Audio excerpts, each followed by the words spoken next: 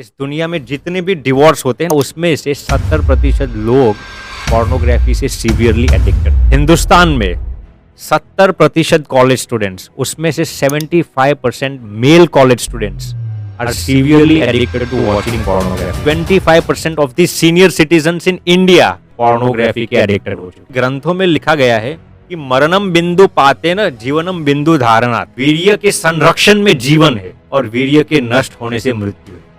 वीर्य एक ऐसी चीज है, इसको बर्बाद करने वाला इंसान इसकी अहमियत को नहीं जानता और वो खुद बर्बाद हो। जितने भी लोग पोर्नोग्राफी और मैस्टरबेशन करते हैं ना, उनके सक्सेस रेट 80% कम हो जाता है। तो उसने मुझे प्रश्न पूछा कि how can you live without A girlfriend?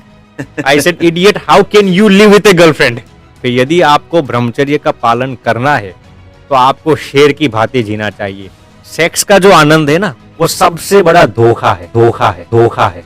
Hindustan में नॉर्मल इंसान महज 11 साल की उम्र में पोर्नोग्राफी और मैस्टरबेशन करना शुरू कर देता है।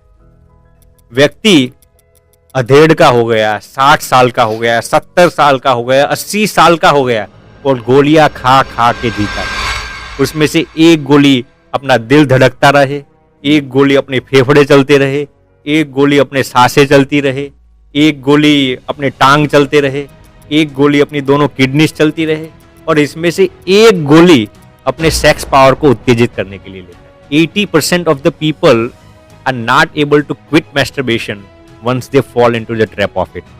कभी भी संभोग करने से किसी की इच्छा खत्म नहीं हुई। ये मेरा स्टेटमेंट नहीं है, हमारे वेद, उपनिषद, भगवान श्री कृष्ण, भगवान श्री स्वामीनारायण, रामचंद्र प्रभु, सभी की ये फिलॉसफी है। Pornography and masturbation has completely and comprehensively disrupted, dismantled, demolished, devastated, annihilated and pulverized the lives of millions of people. ब्रह्मचर्य एक तेजोमय ज्वलन शक्ति है, एक ऊर्जा है, एक आभा है, एक प्राण है, एक शक्ति है। ब्रह्मचर्य तप है, ब्रह्मचर्य तपश्चर्या है, ब्रह्मचर्य चमक है, ब्रह्मचर्य चमचमाहट है, ब्रह्मचर्य साधन है, ब्रह्मचर्य साधना है, ब्रह्मचर्य ब्रह्मास्त्र है और ब्रह्मचर्य भगवान का स्वरूप। नमस्कार नमस्कार नमस्कार नमस्कार नमस्कार, आप सभी का स्वागत है हमारे चैनल यानी कि बिनो पोर्ट्स में। आज का जो पॉडकास्ट होने वाला है वो यूथ का बहुत ही जो फेस करने वाला प्रॉब्लम है, वो प्रॉब्लम का सॉल्यूशन के बारे में। अभी ये तो बताइए भाई, प्रॉब्लम क्या है?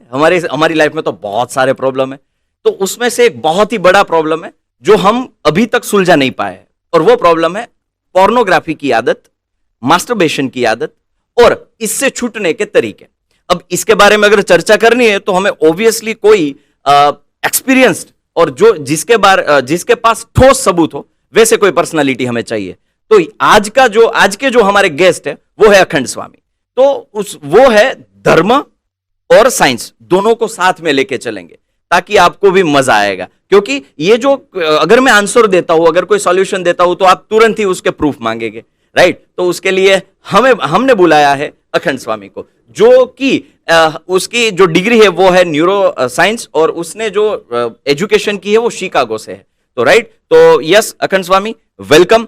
आपका मैं स्वागत करता हूं। हमारी ऑडियंस अभी मतलब तैयार है आपको सुनने के लिए। तो क्या आज हम जो भी टॉपिक मैंने जो बताया उसके बारे में डिटेल में पॉडकास्टिंग यानी कि चर्चा करनी है, ठीक है सर? जरूर साहिल जी, आपका बहुत बहुत प्रणाम। First of all, predominantly my humble greetings and felicitations to you. Thank you. It is a magnanimous delectation being here, and thank you for your amiable and amicable preamble.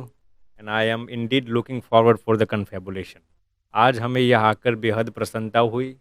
आपको, भाविन जी को, रजनीश जी को और यूथ विद्या कुल के साथ जुड़े हुए लाखों दर्शकों को हमारा कोटि कोटि प्रणाम सह अभिनंदन। जय श्री स्वामीनारायण, जय श्री कृष्ण और जय श्री राम। आपने जिस टॉपिक के विषय में जो इत्तिला दी, पोर्नोग्राफी, मैस्टरबेशन, ब्रह्मचर्य, ये टॉपिक आज की दरकार है। ये topic, this is the need of the hour. 21वीं सदी आज परचम पर है।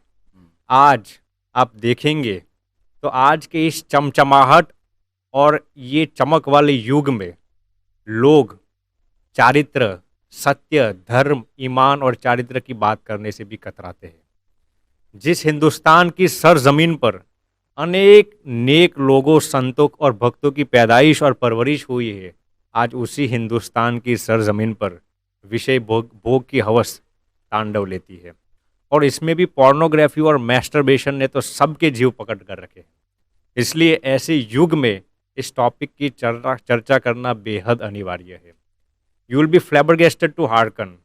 Pornography and masturbation has completely and comprehensively disrupted, dismantled, demolished, devastated, annihilated, and pulverized the lives of millions of people.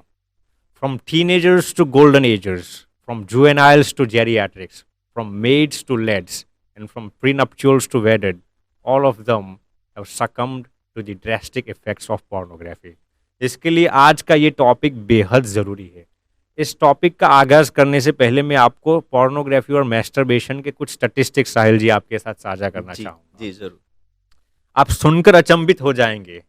पूरे विश्व में जितने भी डिवोर्स होते हैं ना, उसमें से 75% डिवोर्स का कारण ये है कि स्पाउस यानी कि हस्बैंड या वाइफ मैरिज होते हुए भी उनका ऑनलाइन पोर्नोग्राफी साइट्स के जरिए किसी दूसरे के साथ अफेयर होता है।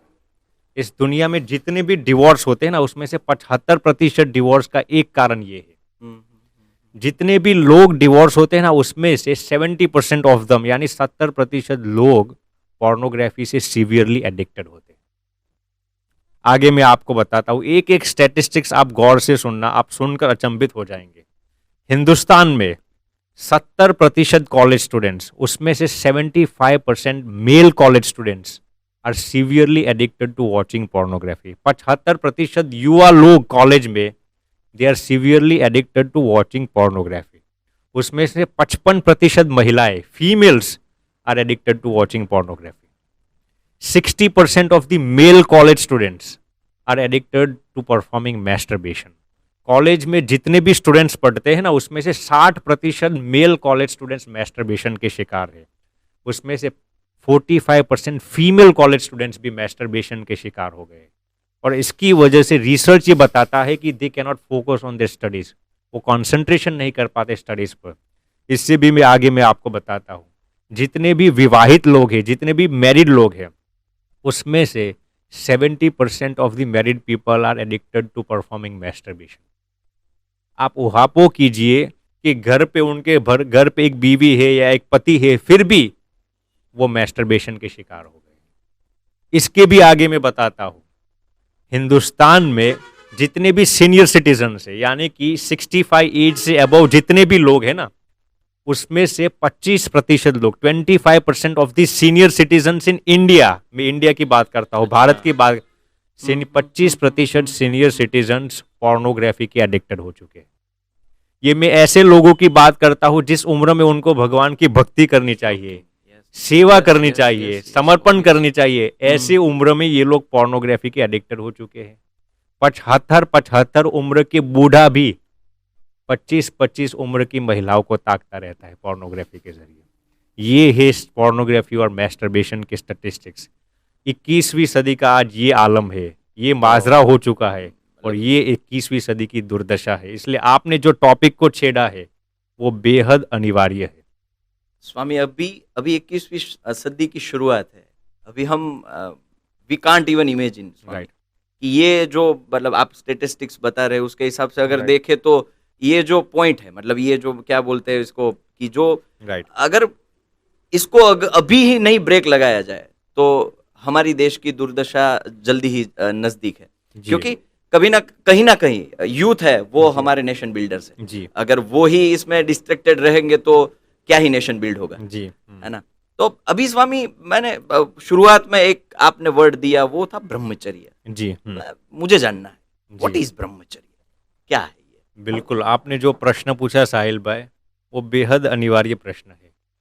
आज हम सबने ये शब्द को बहुत बार सुना है कि ब्रह्मचर्य क्या है, ब्रह्मचर्य, और लोग अपने हिसाब से इसका अर्थ भी निकालते रहते हैं। लेकिन शास्त्रों में जो ब्रह्मचर्य की परिभाषा दी गई है वो मैं आपको सुनाता हूँ। पहले तो ब्रह्मचर्य के विषय में जो एक मिसकंसेप्शन है वो मैं उसको दरकिनार करना चाहूंगा। लोग ये समझते हैं कि ब्रह्मचर्य महज सन्यासियों के लिए है।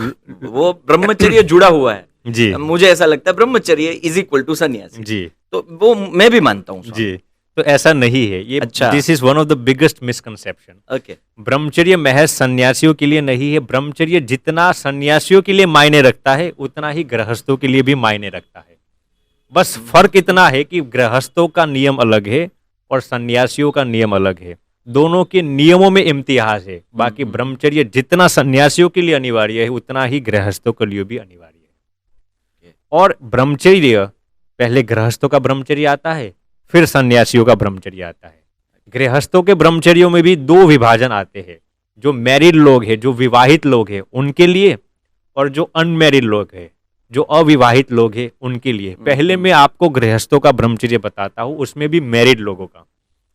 मैरिड लोगों का, विवाहित जो लोग हैं उनके ब्रह्मचर्य की परिभाषा ये है कि अपनी पत्नी के अतिरिक्त इस दुनिया में जितनी भी महिलाएं हैं उनको गलत दृष्टि से न देखना, न सोचना, या उनको गलत दृष्टि से उनके साथ किसी भी किस्म का संसर्ग न करना। और उसके भी आगे अपनी पत्नी के साथ भी व्रत और उपवास के दिन उनका भी संसर्ग न करना, ये गृहस्थों का ब्रह्मचर्य। व्रत और उपवास के दिन यानी कौन कौन से दिन होते हैं? जी, मतलब बहुत ही अच्छा प्रश्न पूछा आपने साहिल भाई। व्रत मने कि जैसे कि कृष्ण जन्माष्टमी हो, रामनवमी का पर्व हो, जैसे कि शिवरात्रि का पर्व हो, हनुमान जयंती का पर्व हो, गणेश चतुर्थी का पर्व हो, नृषि जयंती हो, वामन जयंती हो, एकादशी का पर्व हो, पूर्णिमा का पर्व हो, अमावस्या का पर्व हो, ऐसे दिन गृहस्थ को अपनी पत्नी का भी संसर्ग नहीं करना चाहिए। ये शास्त्रोक्त बात है, इसलिए ये गृहस्थों का ब्रह्मचर्य है। ये मैंने आपको जो बताया ये विवाहित जितने भी गृहस्थ हैं उनकी परिभाषा की। अब जितने अविवाहित लोग हैं उनकी मैं बात करता हूँ, जितने भी टीनेजर्स है, एडोलेसेंट्स है, कॉलेज स्टूडेंट्स है, उनकी मैं बात करता हूँ। देखिए आजकल हुआ क्या है, लड़कियों को दिखाने का शौक है और लड़के को देखने का शौक है। इसलिए आप अमूमन कॉलेज स्टूडेंट्स का एक रिसर्च करेंगे तो होता क्या है, जितने भी ये मस्त मौला कॉलेज के जितने भी लड़के और लड़कियां होते हैं वो एक दूसरे को ताकने में, एक दूसरे को आंखें मारने में, लाइन मारने में, फ्लर्टिंग करने में ही अपना समय अतिवाहित करते हैं। लेकिन ये ब्रह्मचर्य के उसूलों के विरुद्ध है। इसलिए जो अनमैरिड गृहस्थ है उनके ब्रह्मचर्य का नियम ये है कि किसी भी महिला के साथ उनके साथ गलत व्यवहार न करना, उनको गलत दृष्टि से न देखना और उनके प्रति खराब संकल्प न करना। इस दुनिया में जितनी भी महिलाएं हैं उनके लिए यदि उनके सम उम्र की है तो उनके बहन के समान है, उनसे बड़ी उम्र की है तो उनके लिए माता समान है, या उनसे छोटी उम्र है तो उनके लिए बेटी के समान है। तो जितने भी अनमैरिड लोग हैं उनको इस दुनिया में किसी भी महिला को गलत दृष्टि से न देखना, वो अनमैरिड गृहस्थ लोगों का ब्रह्मचर्य। स्वामी आपने ये बात तो की कि ब्रह्मचर्य गृहस्थ के लिए है और अनमैरिड के लिए है, मैरिड के लिए है। तो सन्यासियों के जो ब्रह्मचर्य है उसके क्या उसूल है, मतलब क्या उसके रूल्स रहते हैं, वो भी जानना है हमें। ये आपने बहुत ही बर्निंग प्रश्न पूछा। देखिए हम सन्यासी जितने भी हैं, जितने भी संत हैं, उनके ब्रह्मचर्य के नियम बहुत ही कठिन होते हैं। Meaning it is very absolute and compendious celibacy, and she is clinging to brahmacharya externally might be a very blistering challenge, but clinging to brahmacharya internally is a real formidable challenge. सन्यासियों का जो ब्रह्मचर्य है ना वो 8 विभाजों में तकसीम किया हुआ है। अच्छा। हमारे शास्त्रों में एक श्लोक आता है, स्मरणम कीर्तनम केली प्रेक्षणम गुह्य भाषणम संकल्पो अध्यवसायश्च क्रिया निष्पत्ति रेवच। इसका अर्थ मैं आपको एक एक करके समझाता हूं, लेकिन इस श्लोक में 8 बाबत बताई गई है। इन 8 चीजों से अपने आप को परहेज रखना, बात रखना, वो सन्यासियों का ब्रह्मचर्य है। और ऐसा नहीं है कि महिलाओं को देखकर ही सेक्सुअल डिजायर न होना वहां तक ही ब्रह्मचर्य की परिभाषा है। आजकल आप देखेंगे तो होमोसेक्सुअलिटी की मात्रा बहुत बढ़ती जा रही है। इसलिए मर्द हो या महिला हो, किसी को देखकर सेक्सुअल डिजायर न होना, वो सन्यासियों का ब्रह्मचर्य है। इस श्लोक में बताया गया कि स्मरणम, स्मरणम मने आपके सेक्सुअल डिजायर को इवोक करे ऐसा कुछ भी अपनी जहन से चिंतन करना, एक पहली चीज। दूसरी चीज आ गई कीर्तनम, कीर्तनम मले अपने सेक्सुअल डिजायर को इवोक करे ऐसी बातें न करना। तीसरा आ गया केली, केली संस्कृत शब्द है, इसका इंग्लिश का अर्थ है जिसको आज हम कहते हैं फ्लर्टिंग। ओके। गर्ल्स और बॉयज एक दूसरे के साथ फ्लर्टिंग करते हैं, तो किसी भी किस्म का फ्लर्टिंग न करना, वो तीसरा प्रकार का ब्रह्मचर्य है। चौथा आ गया स्मरणम कीर्तनम केली प्रेक्षणम। प्रेक्षणम माने ऐसा कुछ भी सेक्सुअल कंटेंट न देखना जो आपके सेक्सुअल डिजायर को, आपकी अय्याशी को, आपकी हवस को बुलंद करे।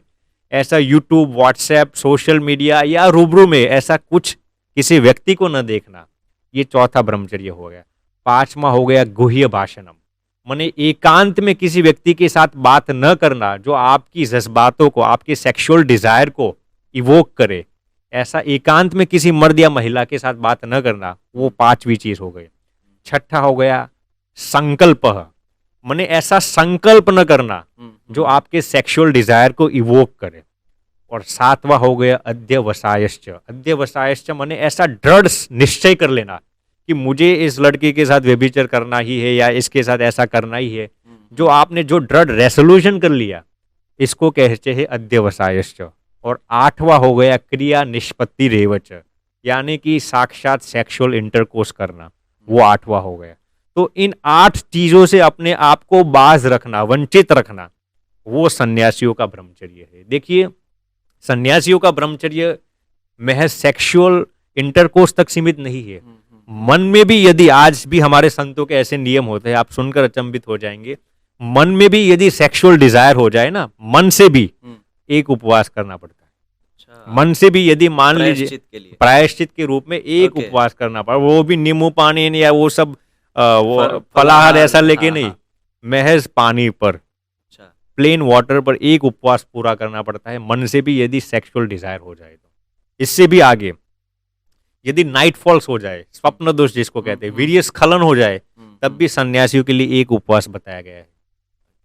क्योंकि ग्रंथों में लिखा है कि मरणम बिंदु पाते न जीवनम बिंदु धारणात, यानी कि वीर्य ही जीवन है और वीर्य का नष्ट होना ही मृत्यु है। इसलिए वीर्य की इतनी सिग्निफिकेंस है, इसलिए सन्यासियों के लिए बताया गया है यदि नाइट फॉल्स हो जाए तो एक उपवास करना पड़ता है। उससे भी आगे यदि किसी सन्यासी ने, ये गृहस्थों की बात नहीं करता, यदि किसी सन्यासी ने मैस्टरबेशन कर दिया, हस्त मैथुन कर लिया, तो उनके लिए ग्रंथों में 4 उपवास बताए गए। और वो भी कंटिन्यूअसली, ऐसा नहीं आज एक उपवास कर लिया, अब 2 दिन के बाद खा पी कर दूसरा उपवास कर लेंगे, ऐसी नहीं। Continuously you have to fast for 4 continuous days, महज पानी पर, नींबू पानी भी नहीं, कुछ भी नहीं। तो ये प्रायश्चित के रूप में करना पड़ता है। तो ये इसकी सिग्निफिकेंस दिखाता है कि सन्यासियों के लिए ब्रह्मचर्य कितना सिग्निफिकेंट है। इसके भी आगे मैं आपको साहिल जी बताता हूं कि देखिए, आजकल आप ग्रंथों में लिखा गया है कि कर्मणा मनसा वाचा सर्वावस्थासु सर्वदा सर्वत्र मैथुन त्यागम ब्रह्मचर्यम प्रचक्षते। ये सन्यासियों के ब्रह्मचर्य के लिए एक श्लोक बताया गया है। मन कर्म वचन से किसी भी अवस्था में, जागृत, स्वप्न या सुसुप्त अवस्था में, दिन हो या रात में, सर्वत्र कहीं पर भी आप जाए, मैथुन का त्याग रखना वो सन्यासियों का ब्रह्मचर्य है। तो एक इतने माइक्रो लेवल पर संतों का ब्रह्मचर्य, सन्यासियों का ब्रह्मचर्य है। लेकिन आज कम नसीब कभी कभार आपको ऐसा दिखने को मिलता है कि 1 या 2 सन्यासी भूल करते हैं और इसकी वजह से सभी सन्यासी कलंकित होते हैं। तो इसमें भी सन्यासियों के लिए लिखा गया है, यदि किसी भी सन्यासी ने ब्रह्मचर्य का उल्लंघन किया, किसी भी संत ने ब्रह्मचर्य के उसूलों का उल्लंघन किया, तो उसको अपनी गलती का प्रायश्चित कर लेना चाहिए। यदि वो अपनी गलती का प्रायश्चित नहीं करता तो उसको प्रेम से गृहस्थाश्रम का इस्तकबाल करना चाहिए। क्योंकि इसमें होता क्या है, जब एक संत भूल करता है तो लोगों की जो पवित्र जज्बातें होती है ना, उस पर ठेस पहुंचता है, पूरी कम्युनिटी को, जी, वो लोग और कलंकित समाज करता है। गुमराह होता है। इसलिए इसका पाप इसको लगता है। इसलिए उनको अपनी भूल का प्रायश्चित कर लेना चाहिए या फिर प्रेम से गृहस्थाश्रम का इस्तकबाल कर लेना चाहिए। तो ये सन्यासियों का ब्रह्मचर्य है। देखिए, यदि कोई सन्यासी कहेगा कि ये मेरी कमजोरी है कि मैं ब्रह्मचर्य का पालन नहीं कर पाऊंगा, तो उसको सन्यास आश्रम में रहना ही नहीं चाहिए। मैं आपको सिंपल से एग्जांपल देता हूँ साहिल जी। मान लीजिए कि कोई डॉक्टर बन गया और वो कहेगा कि मैं सर्जन हूं लेकिन मैं ऑपरेशन करने से डरता हूं, मैं खून नहीं देख सकता, मैं खून नहीं तो देख वो थोड़ी सकता ना है, चलेगा, तो वो तो उसको डॉक्टर बनने का कोई अधिकार ही नहीं है। कोई मान लीजिए कि टीचर या प्रोफेसर बन गया है, हाँ। वो कहेगा कि भाई मैं टीचिंग नहीं करूंगा, मुझे स्टेज फियर लगती है, हाँ। तो उसको टीचर और प्रोफेसर बनना ही नहीं चाहिए। कोई ये कहेगा हाँ। कि मैं आर्मी में जाऊंगा हाँ। लेकिन मैं आतंकवादियों के खिलाफ बंदूक नहीं उठाऊंगा, तो उसको आर्मी में जाने का कोई मकसद ही नहीं है। कोई मान लीजिए कि युद्ध भूमि में जाता है लेकिन ये कहेगा कि मैं किसी पर भी शस्त्र नहीं उठाऊंगा, तो उसको युद्ध भूमि में जाना ही नहीं चाहिए। वैसे ही कोई यदि संत बन गया है और कहेगा कि मैं ब्रह्मचर्य के उसूलों का उल्लंघन करूंगा, तो उसको संन्यास आश्रम में रहना ही नहीं चाहिए, उसको प्रेम से गृहस्थाश्रम का इस्तकबाल करना चाहिए। ये जो भगवे कपड़े हैं ना साहिल जी, ये भगवान ने संत को दी हुई एक परम पवित्र उपहार है, और इसको कलंक न लगे, लांछन न लगे, किसी भी किस्म का धब्बा न लगे, वो संत का एक परम कर्तव्य होता है। और जब संत समाज की जज्बातों को ठेस पहुंचाता है ना, तो उसका बहुत पाप लगता है। मैं ऐसा मानता हूँ सबसे बड़ा गुनहगार तो वही है जी, क्योंकि अगर लोगों ने आपके ऊपर आस्था रखी है, आप जी। किसी भी संप्रदाय या धर्म को रिप्रेजेंट कर रहे हो, उसके उसूलों के खिलाफ या उसको ब्रेक करके अपने सेल्फ सेटिस्फेक्शन के लिए कुछ ना कुछ जाने अनजाने या फिर कुछ किसी भी तरह, जी, अगर आप ऐसा मानते हो कि मैं उस लोगों की बात जी। कर रहा हूँ जो उल्लंघन करते जी, हैं, अगर जी। उसको ऐसा लगता है कि कोई नहीं देख रहा है, तो भाई जिसका आपने ये भगवा ओढ़ा है जी, वो खुद तो देखते ही बिल्कुल होंगे। सही वो बताया, कहीं ना कहीं बिल्कुल तो सही बताया, कहीं ना कहीं तो उसका रिजल्ट बिल्कुल तो आएगा ही कतई आएगा। सही बताया आपने। ये हो गई ब्रह्मचर्य की व्याख्या साहिल जी। इसके भी आगे ग्रंथों में जो ब्रह्मचर्य की परिभाषा उल्लिखित है वो मैं आपको संक्षेप में बताता हूँ। ब्रह्मचर्य महज सीमन रिटेंशन या वीर्य स्खलन न होना या स्वप्न दोष न होना या मैस्टरबेशन न करना वहां तक सीमित नहीं है। ओके। ब्रह्मचर्य की एक परिभाषा ये भी है कि अब ब्रह्म में स्थित रहना, ब्रह्म यानी परब्रह्म परमात्मा में स्थित रहना, वो ब्रह्मचर्य है। मतलब एक ही सेंटर कंसंट्रेशन एक ही ऊपर, वो जी, है प्रभु। बिल्कुल सही बताया आपने। और जब कोई भी इंसान ब्रह्मचर्य का पालन करता है ना, तो उसके अंदर एक ऐसी ऊर्जा, एक ऐसा ऑरा डेवलप होता है ना कि उसके इर्द गिर्द में भी यदि किसी भी काम वासना बढ़ गई हो तो उसको भी वो शांत कर सकता है। ब्रह्मचर्य पालन करने वाला इंसान इतना पावरफुल बन जाता है ना कि उसके इर्द गिर्द में कोई भी भूत प्रेत या कोई भी तत्व आने की गुस्ताखी या उद्दंडता नहीं कर सकता। ब्रह्मचर्य एक तेजोमय ज्वलन शक्ति है, एक ऊर्जा है, एक आभा है, एक प्राण है, एक शक्ति है।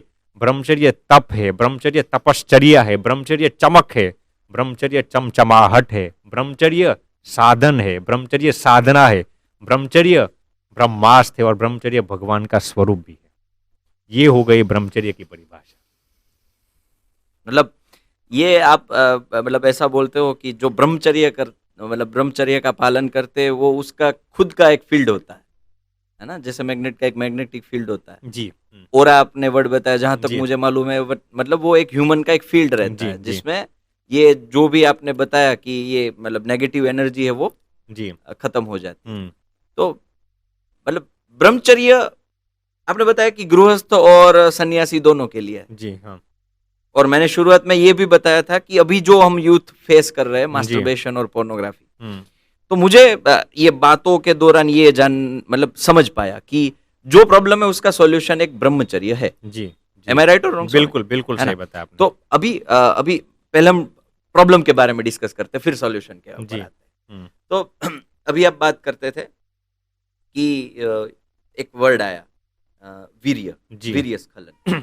तो मैं ऐसा समझता हूँ एज अ साइंस स्टूडेंट, अगर मैंने साइंस पढ़ा है तो मैं, और कहीं ना कहीं लोग शायद मेरे से एग्री भी होंगे ये सुन के, पहले तो एग्री हो ही जाएंगे कि वीर्य इज नथिंग बट जो हमारे शरीर का जो कूड़ा है, जैसे हमें पसीना आता है, हमें मल मूत्र जो आता है, वैसे ही वीर्य है वो हमारे शरीर का एक कचरा है, मतलब कूड़ा है, तो वो बाहर फेंकना ही चाहिए। तो ये जो मास्टरबेशन है वही एक जरिया है कि हमारे शरीर से ये कचरा बाहर निकलना। तो ये मास्टरबेशन हम तो हम बोल रहे हैं ये प्रॉब्लम है, तो साइंटिफिकली अगर देखा जाए तो ये एक सॉल्यूशन है। Masturbation is a solution.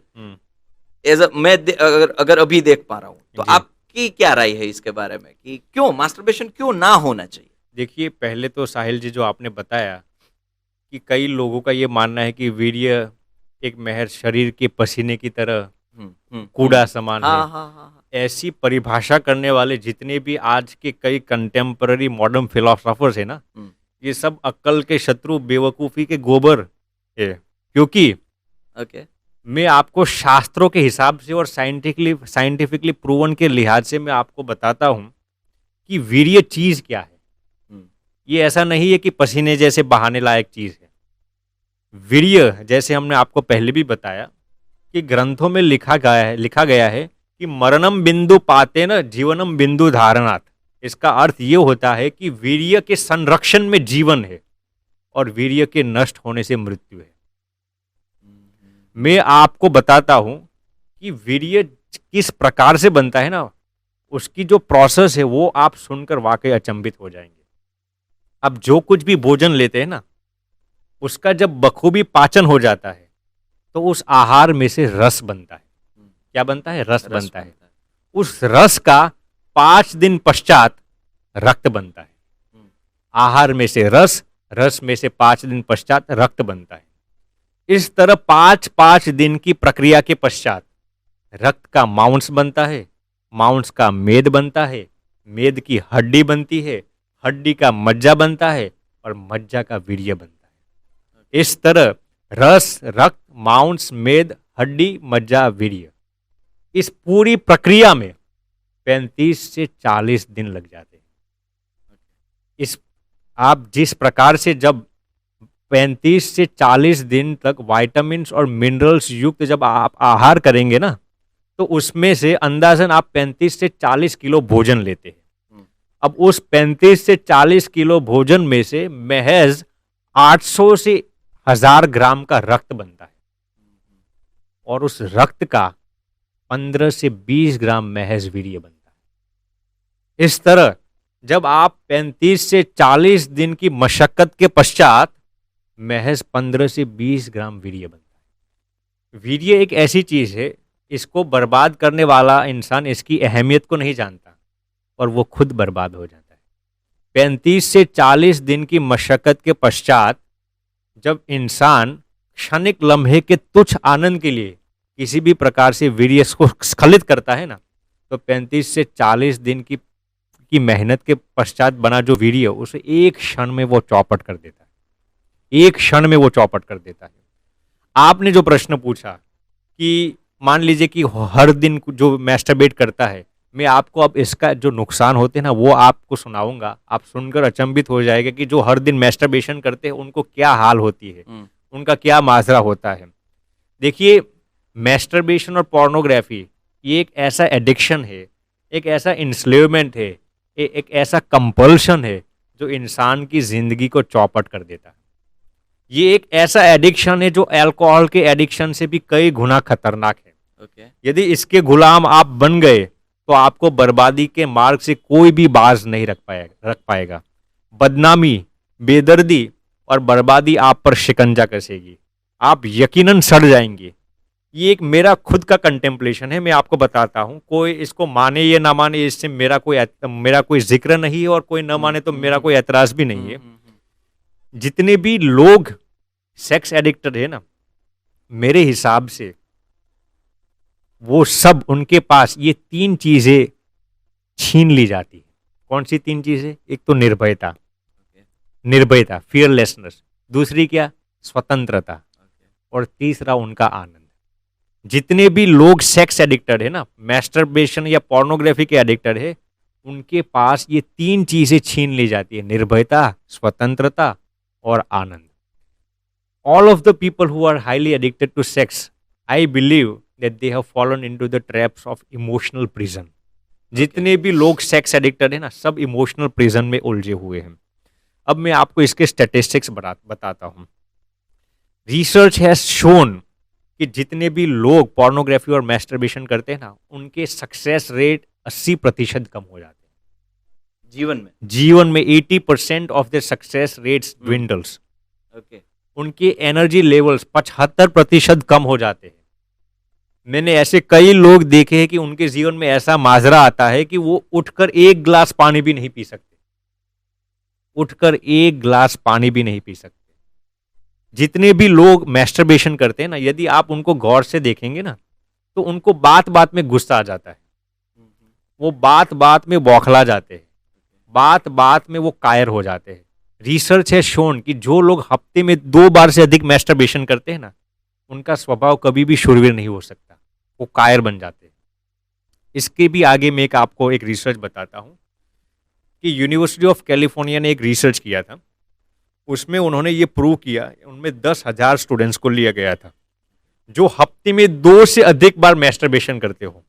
हफ्ते में 2 से अधिक बार मैस्टरबेशन करने वाले ऐसे 10,000 स्टूडेंट्स को चयनित किया गया था और उन पर ये रिसर्च किया गया था। और 3-4 महीने के बाद उनको मॉनिटरिंग करने के पश्चात ये रिसर्चर्स ने ये प्रूव किया, जितने भी लोग हफ्ते में 2 से अधिक बार मैस्टरबेशन करते हैं ना, उनका मेमोरी पावर 15 से 20% कम हो जाता है। शॉर्ट टर्म मेमोरी और लॉन्ग टर्म मेमोरी, 2 किस्म की मेमोरी होती है। उनकी मेमोरी 15 से 20% कम हो जाती है। उनका कंसंट्रेशन पावर 25 to 30% कम हो जाता है। जो लोग हफ्ते में 2 से अधिक बार मैस्टरबेशन करते हैं, ये मैं उनकी बात करता हूँ। उनका जजमेंटल पावर, ये सही है ये गलत है, जजमेंटल पावर 30 से 35% कम हो जाता है। उनकी मेमोरी पावर कम हो जाता है, उनका कंसंट्रेशन पावर कम हो जाता है, उनका जजमेंटल पावर कम हो जाता है। और इससे भी आगे जितने भी लोग हफ्ते में 2 से अधिक बार मैस्टरबेशन करते हैं ना, 2 या 2 से अधिक बार, उनके स्ट्रेस और डिप्रेशन लेवल्स कई गुना बढ़ जाते हैं, कई गुना बढ़ जाते हैं। आलम ऐसा आता है कि ये लोग जितने भी मैस्टरबेशन करते हैं ना, वो समाज से डिस्कनेक्ट हो जाते हैं। लोग उनके इर्द गिर्द में रहने के लिए पसंद नहीं करते। देखिए, ब्रह्मचर्य एक ऑरा है और जिसके अंदर ज्यादा ऑरा होगी ना, उसके इर्द गिर्द में लोग रहने के लिए लालायित रहेंगे। आज आप देखेंगे कि आप देखते होंगे कि कई लोगों के इर्द गिर्द में लोग रहने के लिए उत्सुक होते हैं। कई संत ऐसे होते हैं। इसका अर्थ क्या है? उनकी ब्रह्मचर्य की ऑरा इतनी पावरफुल होती है। और जैसे ही व्यक्ति की ऑरा खत्म हो जाती है ना, उसके इर्द गिर्द में कोई रहने के लिए पसंद नहीं करता। तो जितने भी लोग मैस्टरबेशन करते हैं ना अधिक, उनके इर्द गिर्द में लोग रहने के लिए पसंद नहीं करते। उनके खुद के सेल्फ कॉन्फिडेंस लेवल्स कम हो जाते हैं। वो अंदर से खोखले हो जाते हैं। वो अंदर से ऐसी फीलिंग होते, उनको ऐसी फीलिंग होती है, गिल्ट की फीलिंग होती है। और इससे भी आगे वो भगवान की नजरों में से गिर जाते हैं। जैसे रामकृष्ण परमहंस ने बखूबी बताया है, जहां काम है वहां राम नहीं। अच्छा, जहां काम है वहां राम नहीं, ये रामकृष्ण परमहंस ने बताया है। होता क्या है कि जब आप इस एडिक्शन से बाहर नहीं निकलते ना, तो भगवान और आपके बीच एक बड़ा व्यवधान खड़ा हो जाता है, एक बड़ा डिस्टेंस खड़ा हो जाता है। ये नुकसान है ब्रह्मचर्य पालन नहीं करने के, मैस्टरबेशन और पोर्नोग्राफी के एडिक्टेड होने के। तो स्वामी जी, इतने सारे डिसएडवांटेजेस है मास्टरबेशन और पोर्नोग्राफी के, तो कहीं ना कहीं इसके ऊपर रोक तो लगानी ही चाहिए। तो अगर हम ऐसा माने कि अगर कोई एक बंदा आया और बोलता है कि इतने सारे डिसएडवांटेज है, मुझे रोकना है, चलो मुझे इससे बाहर निकलना है, तो क्या इसके उपाय है? मतलब क्या सॉल्यूशन है इसके? देखिए साहिल भैया, जैसे आपने बताया, ये बहुत ही अनिवार्य प्रश्न है। आपने जो कहा कि इसको कंट्रोल कैसे करें, एग्जैक्ट। मैं आपको पहले कुछ साइकोलॉजिकल बातें साझा करना चाहूंगा। पहले तो यदि कोई इसको साइकोलॉजिकल पर्सपेक्टिव से भी समझेगा ना, तो भी ये आदत से बच जाएगा। मैं आपको पहले समझाता हूं कि कोई भी व्यक्ति जो मैस्टरबेशन करता है या पोर्नोग्राफी देखता है, वो ऑलरेडी दुखी होता है। और ये मेरा खुद का रिसर्च नहीं है, ये साइंटिफिकली प्रूवन है। वो ऑलरेडी स्ट्रेस्ड होता है, ऑलरेडी डिप्रेस्ड होता है, ऑलरेडी कंफ्यूज्ड, परप्लेक्स्ड, एडल्पेटेड, बीविल्डर्ड और जो कहते हैं ना कि एप्रीहेंसिव होता है। और मैस्टरबेशन और पोर्नोग्राफी करने के बाद वो और भी स्ट्रेस्ड हो जाता है, और भी कंफ्यूज्ड हो जाता है, और भी एडल्पेटेड, परप्लेक्स्ड, बीविल्डर्ड हो जाता है, और भी किम कर्तव्य विमूढ़ हो जाता है। Research indicates that 80% of the people who masturbate, they are already stressed, and after masturbating they become more stressed. ये रिसर्च ये बताता है कि 80% लोग जो मैस्टरबेशन करते हैं पहले से स्ट्रेस्ड है, और मैस्टरबेशन करने के बाद और भी स्ट्रेस्ड आउट हो जाते हैं। लेकिन मतलब लोग तो उसको मतलब हथियार की तरह यूज करते हैं। जैसे स्ट्रेस्ड है तो वो ऐसा मानते हैं कि मास्टरबेट करने से वो थोड़ा रिलैक्स हो जाएंगे। तो ये अभी तो ये मिथ हो गई ना अब तो। जी, मैं आपको बताता हूँ Sahil ji. Psychologically why do people masturbate? देखिए, इस दुनिया में कोई भी इंसान, इस पूरी कायनात में आप देख लीजिए, कोई भी इंसान कुछ भी क्रिया करता है, कुछ भी एक्शन करता है, क्यों करता है?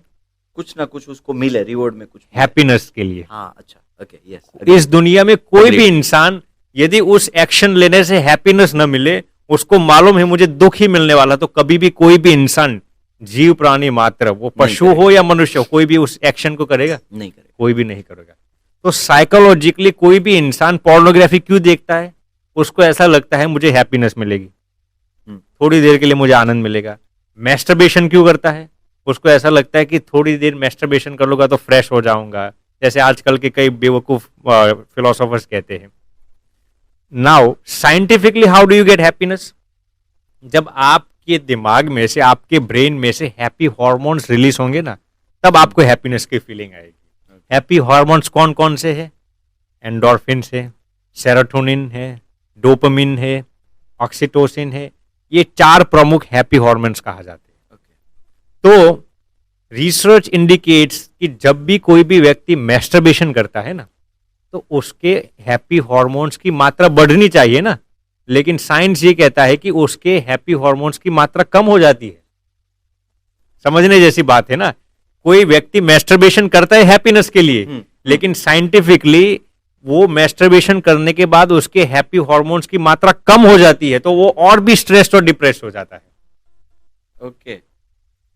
ये ऐसी चीज है। इसलिए अच्छा। ये जितने भी फिलोसोफर्स ऐसा कहते हैं ना कि मैस्टरबेशन कर लीजिए आप फ्रेश हो जाएंगे, साइंटिफिकली ये गलत बात है। शास्त्रों के लिहाज से तो ये गलत बात है ही, लेकिन साइंटिफिकली भी ये गलत बात है। इसलिए यदि किसी को भी इस आदत से छूटना है, तो पहले तो उसको अपने आप को ये समझाना चाहिए। देखिए, मैं आपको सिंपल एग्जांपल देता हूं। मान लीजिए कि रास्ते पर कोई जाएगा और वो देखेगा कि कोई मर्द किसी खूबसूरत महिला को लेके घूमता है, तो इसको यदि ऐसी फीलिंग आई, अरे ये कितना खुशकिस्मत है कि ये खूबसूरत महिला को लेकर घूमता है, तो एक न एक दिन वो जो ऐसा सोच रहे हैं ना को सामने वाला व्यक्ति खुशकिस्मत है, एक दिन वो उसके शकंजे में फंस जाएगा। ये लॉ ऑफ अट्रैक्शन की बात है। आप जिस चीज से प्रभावित हो जाएंगे ना, उस दिन आप उससे एडिक्टेड हो जाएंगे। तो मेरे कहने का गुलाम हो जाएंगे। मेरा कहने का तात्पर्य ये है कि आज जब भी इस दुनिया में किसी भी व्यक्ति को सेक्स करते हुए देख लो, या पोर्नोग्राफी वॉच करते हुए देख लो, या मैस्टरबेशन करते हुए तो उनको आप ऐसा मत समझना कि वो सुखी है, वो कितना हैप्पी है। वो बेचारा बहुत ही दुखी है। वो मैं आपको मेरे खुद का एग्जाम्पल एक देना चाहूंगा। हम जब अमेरिका में पढ़ते थे कॉलेज में, तो हम कभी भी किसी भी पार्टीज में नहीं जाते थे। लेकिन एक हमारी लैब पार्टनर थी ऑर्गेनिक केमिस्ट्री में, वो अमेरिकन थी, इंडियन नहीं थी। तो एक दिन उसका जन्मदिन आया, तो उन्होंने हमें बार बार जिक्र किया कि तुम्हें मेरे बर्थडे पार्टी में आना ही होगा। इंसिस्ट किया। मैंने कहा मैं किसी के बर्थडे पार्टीज में नहीं जाता, मैं किसी भी नाइट क्लब्स में नहीं जाता, मैं किसी भी बियर पार्टीज में नहीं जाता, मैं कहीं पर भी नहीं जाता हूँ। मैं घर पे जाता हूँ, रहता हूँ, और मंदिर में जाता हूँ, और कहीं पर नहीं जाता। लेकिन उन्होंने मुझे कम से कम आई वुड थिंक 50 से 60 बार इंसिस्ट किया तुम्हें आना ही होगा। और वो जिक्र इसलिए करती थी क्योंकि मैं उसका लैब पार्टनर था ऑर्गेनिक केमिस्ट्री में जो रिसर्च करते। तो मैंने सोचा चलिए ये बहुत हट करती है तो मैं जाऊंगा, लेकिन एंजॉयमेंट के लिए नहीं, एक रिसर्च के लिहाज से कि इस दुनिया में ये लोग जितने भी लोग जो सांसारिक आनंद लेते हैं ना, उसमें क्या है। एक रिसर्च के एनालिसिस पर मैंने सोचा मैं जाऊंगा, अपने रिफ्रेशमेंट के लिए नहीं, क्योंकि हमको तो घर पे रहकर भगवान का नाम स्मरण करने से रिफ्रेशमेंट मिल जाता था। तो हम उस पार्टी में गए, और पार्टी में जाकर वहां बैठ गए, और फिर वो जो लड़की थी उसका भाई आया, पहले उसका भाई था, वो आया और मुझे कहने लगा कि आप कुछ खाएंगे नहीं। मैंने कहा कि हम नॉन वेज नहीं खाते। तो उसने हमारे लिए कुछ वेजिटेरियन फूड मंगवाया।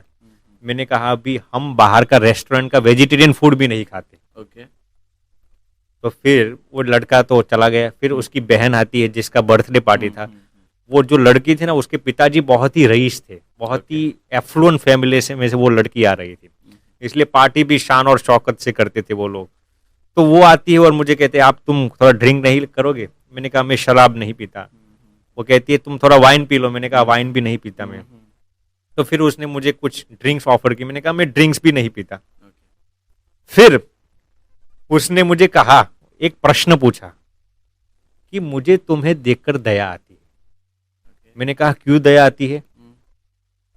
कि देखिए हमारे पास तो गर्लफ्रेंड बॉयफ्रेंड का आनंद होता है, शराब पीते हैं, नॉनवेज खाते हैं, हम तो इस तरीके से आनंद ले लेते हैं, तुम्हारे आनंद का जरिया क्या है?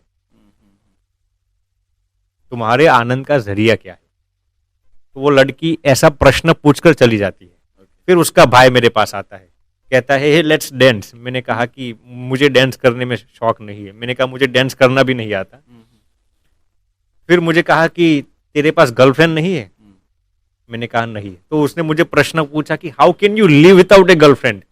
I said idiot, how can you live with A girlfriend? जैसे समझ गया। वो मुझे ऐसा कहने लगा कि तू गर्लफ्रेंड के बिना कैसे जी सकता है? मैंने कहा इडियट, तू गर्लफ्रेंड के साथ कैसे जी सकता है? तो फिर वो थोड़ा इंसल्टेड हो गया, फिर चला गया। उसकी बहन वापस आती है जिसका बर्थडे था। वो मुझे फिर दोबारा ये प्रश्न पूछने लगी कि मुझे तुम्हारे पर दया आती है, I feel pity on you कि why you don't have all this happiness, तुम्हारा आनंद का जरिया क्या है? मैंने कहा बहन, तुम्हें एक सिंपल सा एग्जांपल दूं, गलत मत समझना। जैसे ही मैंने उनको बहन शब्द से पुकारा, वो और भी इंसल्टेड हो गई, क्योंकि वो हमारे साथ अलग प्रकार का संबंध बनाना चाहती थी। तो हमने कहा कि बहन, हमारी भारतीय सनातन संस्कृति में सभी लोग, सभी महिलाएं हमारे लिए बहन समान है। तो फिर हमने कहा कि मैं आपको एक ग्रॉस एग्जाम्पल शेयर करना चाहूंगा, प्लीज डोंट फील ऑफेंडेड, बिलिटिल्ड और डेनिग्रेटेड। उनके पहले एग्जाम्पल देने से पहले हमने उनके पास एमनेस्टी मांग ली, क्षमा मांग ली। उन्होंने कहा कि go head and share the example. फिर मैंने उनको एक एग्जाम्पल साझा किया कि मान लीजिए कई देशों में ऐसी प्रथा होती है, अमेरिका में तो ऐसी प्रथा नहीं होती, लेकिन कई देशों में ऐसी प्रथा होती है कि कुत्ते सड़क पर घूमते हैं। अमेरिका में तो सब पालतू कुत्ते होते हैं। जो सड़क पर घूमने वाले जितने भी कुत्ते होते हैं ना, उनको जब खाने के लिए नहीं मिलता तो वो क्या खाते हैं? वो मनुष्य की विष्ठा खाते हैं। मनुष्य का मल मूत्र का भक्षण करके कुत्ते जीते हैं।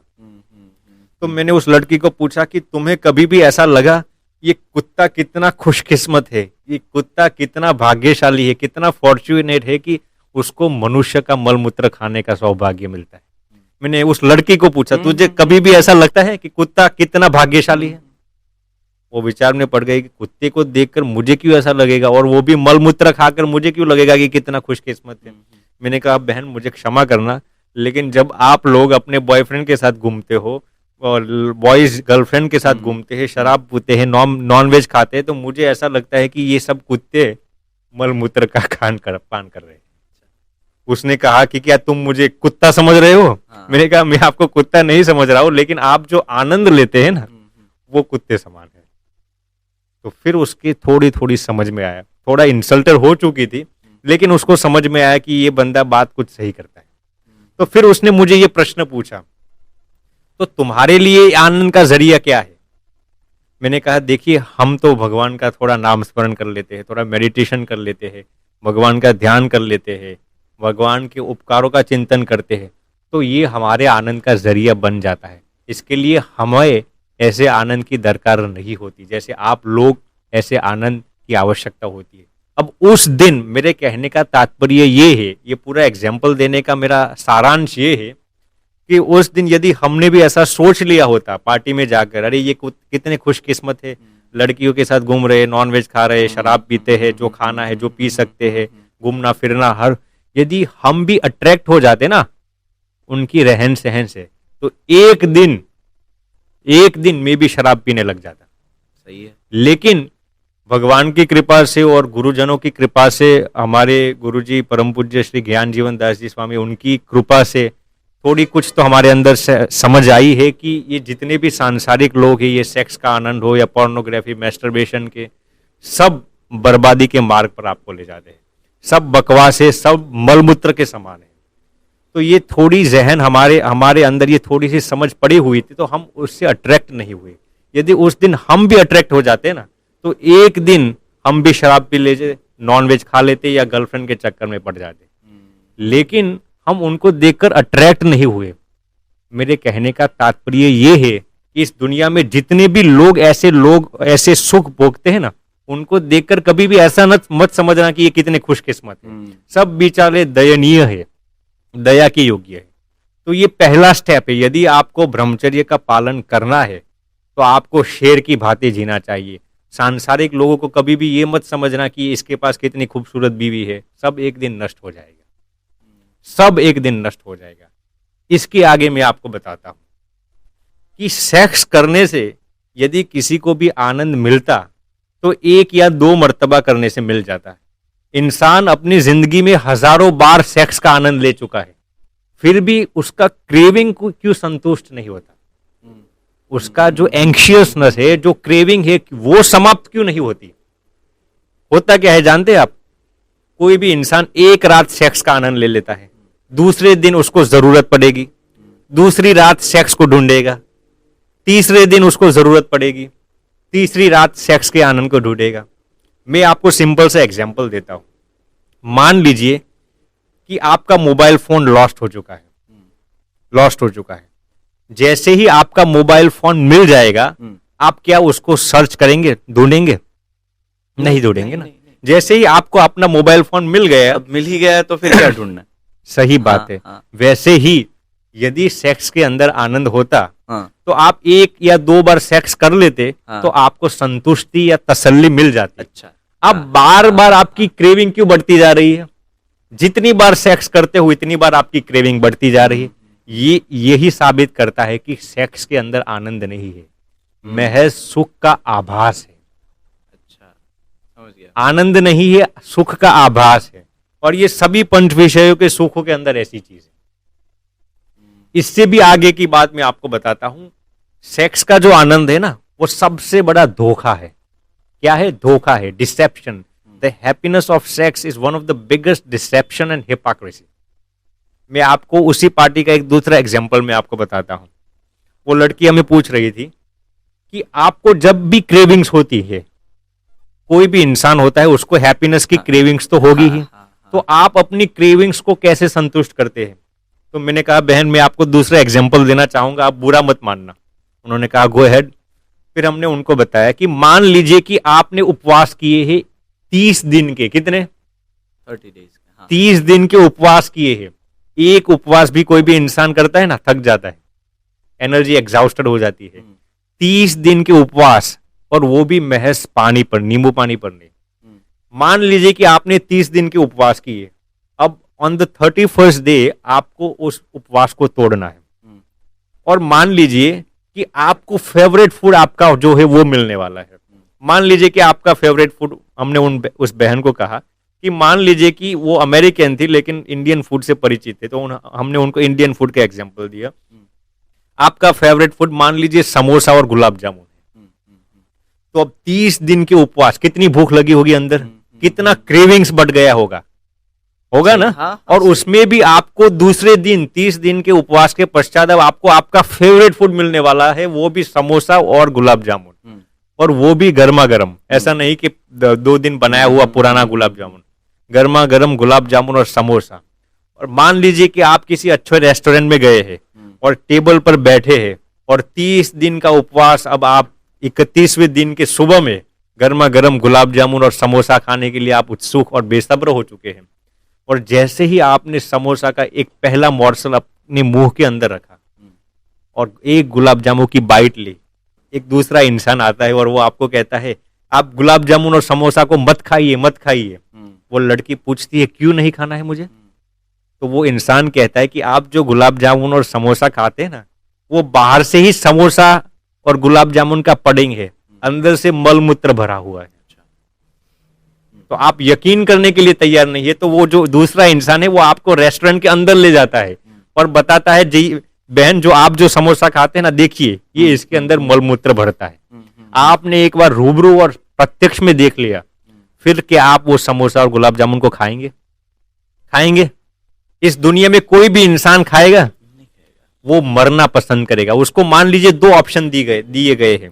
पहला ऑप्शन है, यदि आपको जीना है 30 उपवास के पश्चात, तो ये मलमूत्र वाले समोसा और गुलाब जामुन खा लीजिए, ये पहला ऑप्शन।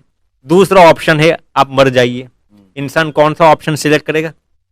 वो मर जाएगा लेकिन मलमूत्र नहीं खाएगा। सही बात है ना? सही है।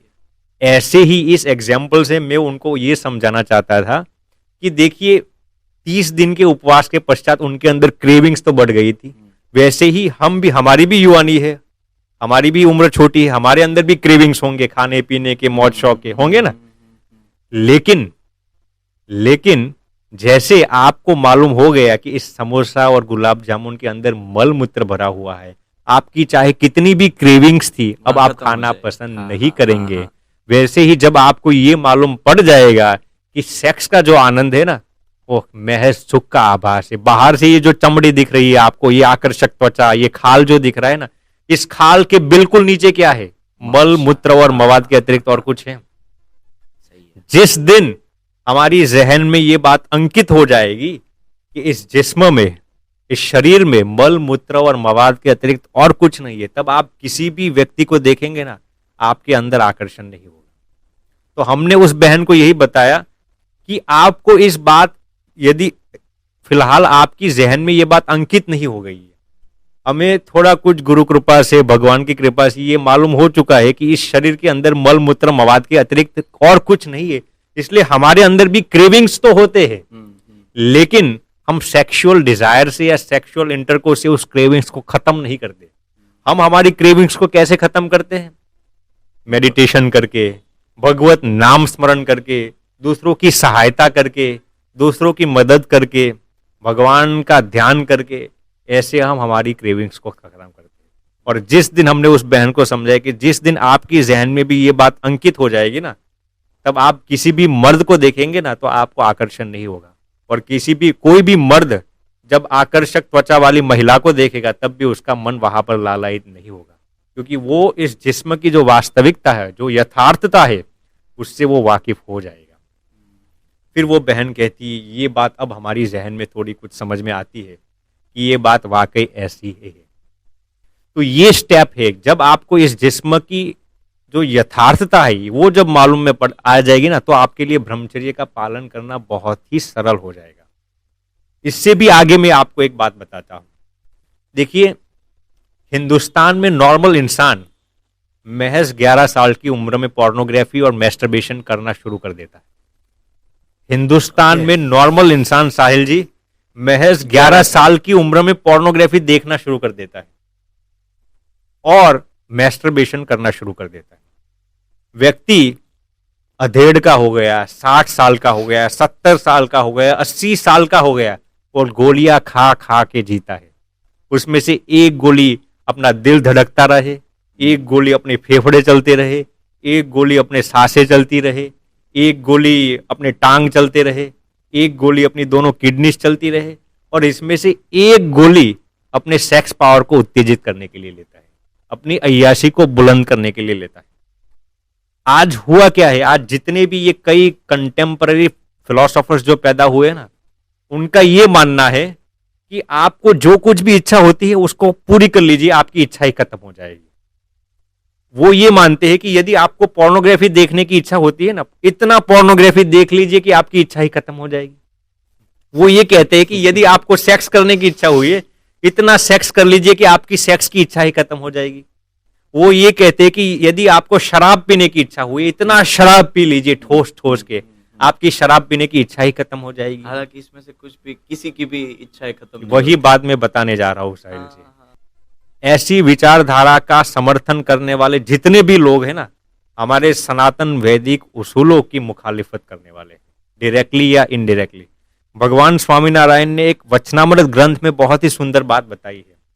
उन्होंने कहा है कि यदि मान लीजिए कि पाताल तक पृथ्वी फटी हुई हो, यदि पाताल तक पृथ्वी फटी हुई हो, तो आप पानी भर भर के उस पृथ्वी को, आप पानी को संतुष्ट, वो पृथ्वी को संतुष्ट कर पाएंगे? कभी भी नहीं। भगवान श्री कृष्ण ने गीता जी में ये श्लोक लिखा है, ध्यायतो विषयान पुंसः संगस्तेषु उपजायते। इसका अर्थ ये है कि विषयों का ध्यान करने वाला व्यक्ति, उसकी विषयों में आसक्ति हो जाती है। भगवान श्री कृष्ण ने ये नहीं कहा कि विषयों का ध्यान करने, आपको विषयों की इच्छा होती है तो विषयों का ध्यान कर लीजिए, आपकी इच्छा ही खत्म हो जाएगी। ये सब बकवास वाली फिलॉसफी आज के कई मॉडर्न फिलोसोफर्स की है। हमारे वेद और उपनिषद ये बात नहीं बताते। भगवान कृष्ण ने ये कहा, ध्यायतो विषयन पुंसः संगस्तेषु उपजायते। कोई भी व्यक्ति यदि विषयों का चिंतन करता है ना, तो उसकी उसमें आसक्ति हो जाती है। ऐसा नहीं कहा कि उसकी आसक्ति खत्म हो जाती है, मतलब और बढ़ेगी, और भी बढ़ जाएगी, और वही उसमें ही वो क्या इर्द गिर्द घूमे रहता है उसका माइंड। और बिल्कुल सही बताया, समझ गया, मतलब उससे बाहर नहीं निकल पाएगा, कभी भी बाहर नहीं निकल पाएगा। इसलिए आज के ऐसे कई मॉडर्न फिलोसोफर्स जो कहते हैं ना, सेक्स की इच्छा कर लीजिए, इतना सेक्स कर लीजिए आपकी इच्छा ही खत्म हो जाए, ऐसी प्रतिपादन करने वाले जितने भी लोग हैं ना, क्योंकि मैं आपको बताता हूं, मान लीजिए कि आपको सेक्स करने की इच्छा हुई, और यदि आप उस सेक्स की इच्छा को पूरी करते हैं ना, तो आपकी इच्छा खत्म नहीं हुई, आपकी क्षमता खत्म हो गई। क्या खत्म हुआ? आपकी थोड़े समय के लिए सेक्स करने के पश्चात आपकी क्षमता खत्म हो गई है। मैं आपको सिंपल एग्जांपल देता हूं। मान लीजिए कि आपको शरीर में खुजली आ रही है, शरीर में आपको खुजली आ रही है, तो आप नाखून से अपने शरीर को रगड़ते रहेंगे, खरोचते रहेंगे, खुजलते रहेंगे, तो क्या आपकी खुजलाहट और सुरसुराहट नष्ट हो जाएगी? कभी भी नष्ट नहीं होगी। थोड़े समय के लिए आपकी खुजलाहट नष्ट हो जाएगी, फिर और भी खुजली आने लगेगी। वैसे ही जितने लोग ऐसे समझते हैं ना कि मैं एक बार इतना सेक्स कर लूं कि मेरी इच्छा ही खत्म हो जाएगी, थोड़ी देर के लिए उनकी इच्छा खत्म हो जाएगी, अगली बार और भी तीव्र उनकी इच्छा बढ़ जाएगी, अगली बार और भी उनकी इच्छा तीव्र हो जाएगी, और मरते दम तक ये सिलसिला जारी रहता है। जब तक उनका जनाजा नहीं निकलता ना, तब तक ये सिलसिला और ये तरतीब जारी रहती है। रिसर्च इंडिकेट्स, ये रिसर्च बताता है, मेरा खुद का ऑब्जर्वेशन नहीं है, 80% of the people are not able to quit masturbation once they fall into the trap of it. 80% लोग जितने भी हस्त मैथुन करते हैं ना, वो मरते दम तक उस आदत से बाहर नहीं निकल सकते। क्यों? क्योंकि उनको बाहर निकलना ही नहीं आता। ये रिसर्च बताता है 80% लोग एक बार यदि मैस्टरबेशन करने की आदत पड़ गई ना, बाहर नहीं निकल सकते। वो ऐसा सोचते कि मैं एक बार इतना मैस्टरबेशन कर लूंगा, मेरी इच्छा ही खत्म होगी। कभी भी संभोग करने से किसी की इच्छा खत्म नहीं हुई। ये मेरा स्टेटमेंट नहीं है, हमारे वेद, उपनिषद, भगवान श्री कृष्ण, भगवान श्री स्वामीनारायण, रामचंद्र प्रभु, सभी की ये फिलॉसफी है।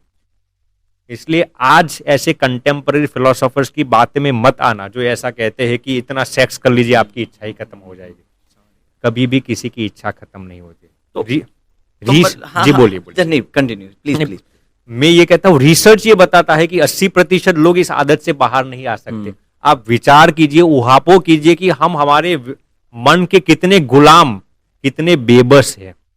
हम तो हमारे मन के अजीम व शान शहंशाह होना चाहिए। हमारे मन, हमारे एक इशारे पर हमारा मन कठपुतली की तरह नाचना चाहिए। लेकिन उल्टा हो गया है। हम कठपुतली है, हम कठपुतली बन गए। सही है, क्योंकि कभी कभार ये होता है कि हम मन बनाते हैं ये करना है, ये करना है, लेकिन जो कुछ ऐसे मतलब क्या हालात आ जाते हैं या फिर कुछ ऐसे थॉट्स आ जाते हैं कि हम भटक जाते हैं। तो यही है कि मन हमारे ऊपर कंट्रोल